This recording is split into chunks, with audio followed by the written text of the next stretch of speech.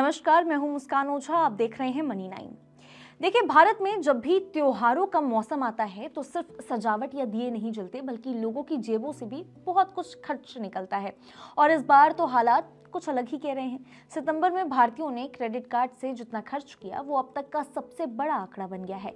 Credit card से कुल खर्च 2.16 लाख करोड़ रुपीस तक पहुंच गया, जो पिछले साल सितंबर के 1.77 यानी 1.77 लाख करोड़ रुपए के करीब 22% ज्यादा था। यानी लोग अब सिर्फ कैश या डेबिट कार्ड से नहीं, बल्कि भरोसा जो है वो क्रेडिट कार्ड पर ज्यादा दिखा रहे हैं। और इतना ही नहीं, एक महीने में करीब 11 लाख नए क्रेडिट कार्ड जो है वो भी जोड़े गए हैं। कुल कार्ड सर्कुलेशन अब 11.3 करोड़ के पार चला गया है। पिछले साल इसी महीने में ये जो संख्या थी वो करीब 6.9 लाख जो नए क्रेडिट कार्ड थे उसकी थी।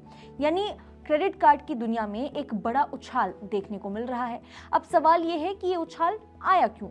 इसका जवाब है दो चीजें, यानी कि त्योहारी सीजन और टैक्स कटौती।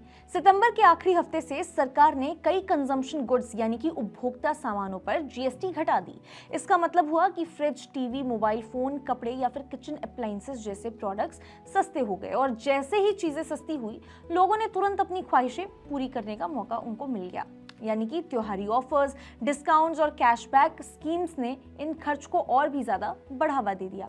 यानी उपभोक्ताओं ने सोचा कि अरे, जब चीज सस्ती मिल ही रही है तो ईएमआई से ही सही ले ही लेते हैं। और ये बात डेटा भी साफ दिखाती है।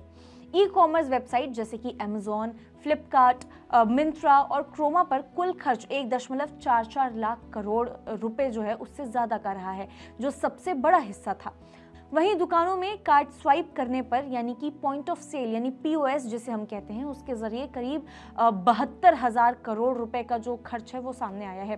पैसा बाजार के सीईओ संतोष अग्रवाल के मुताबिक लोग अब स्मार्ट शॉपिंग कर रहे हैं, यानी बड़ी खरीदारी को त्योहारों के समय पर टारगेट करते हैं ताकि डिस्काउंट और जो रिवॉर्ड्स है दोनों मिल सके।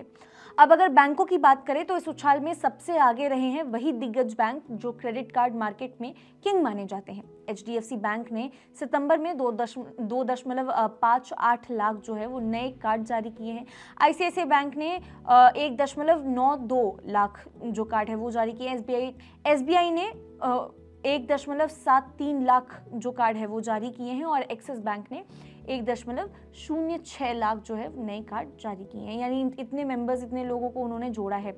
यानी सिर्फ इन 4 बैंकों ने ही कुल मिलाकर के 7.31 लाख कार्ड जो है वो जारी किए हैं। तो कुल जो नए कार्ड का करीब 2/3 हिस्सा माना जा रहा है। लेकिन यहाँ एक और दिलचस्प ट्रेंड देखने को मिल रहा है। ये सिर्फ खर्च का मामला नहीं है, ये भरोसे का भी मामला है। क्रेडिट कार्ड अब लग्जरी नहीं रहा है, बल्कि ये बजट मैनेजमेंट टूल बन चुका है। लोग इन्हें रोजमर्रा के खर्चों में भी इस्तेमाल कर रहे हैं, फिर चाहे वो किराने का बिल हो, पेट्रोल का भुगतान हो या फिर बच्चों की ऑनलाइन क्लास का फीस। बैंकों और फिनटेक कंपनियों ने भी इस ट्रेंड को भाप लिया है। अब हर बैंक अपनी ऐप्स पर या वेबसाइट पर फेस्टिवल स्पेशल ईएमआई ऑफर्स इस नाम के टैग के साथ वो चीज़ें, नए प्रोडक्ट्स या फिर नए ऑफर्स लॉन्च करती हैं ताकि ग्राहक अपनी खर्च करने की जो ताकत है उसको बढ़ा सके। एक और रीज़न है डिजिटल भरोसा। कोरोना काल के बाद लोगों की जो ऑनलाइन शॉपिंग की आदत है वो बनी रही। अब वो मोबाइल से ही जो कार्ड पेमेंट है वो कर देते हैं, यूपीआई लिंक करते हैं और ईएमआई कैलकुलेट करके तय करते हैं कि क्या खरीदना है क्या नहीं और ईएमआई कितना बैठेगा। इस भरोसे ने ई कॉमर्स खर्च को आसमान पर पहुंचा दिया है। लेकिन यहाँ एक और ज़रूरी सवाल उठता है, क्या इतना क्रेडिट कार्ड से खर्च करना समझदारी है? देखिए, अगर आप समय पर भुगतान करते हैं तो कार्ड रिवॉर्ड्स और डिस्काउंट्स का फ़ायदा बहुत अच्छा खासा आपको मिलता है, बहुत बड़ा मिलता है। लेकिन अगर किसी महीने में पेमेंट लेट हो जाए तो ब्याज दर जो है वो 30% से भी ऊपर जा सकती है। यानी जितना ऑफर का फ़ायदा उतनी ही देर से चुकाने का नुकसान। इसीलिए एक्सपर्ट्स कहते हैं कि क्रेडिट कार्ड को फ्री मनी ना समझ के बल्कि टेम्पररी लोन मान करके चलिए। जो लोग अपने खर्च को कंट्रोल में रखते हैं उनके लिए ये कार्ड एक वरदान है, लेकिन जो बिना प्लानिंग के खर्च कर देते हैं उनके लिए ये बोझ भी बन सकता है। सितंबर का ये रिकॉर्ड खर्च बताता है कि भारत का उपभोक्ता अब सिर्फ सेव नहीं कर रहा बल्कि खर्च करने में भी आत्मविश्वास दिखा रहा है।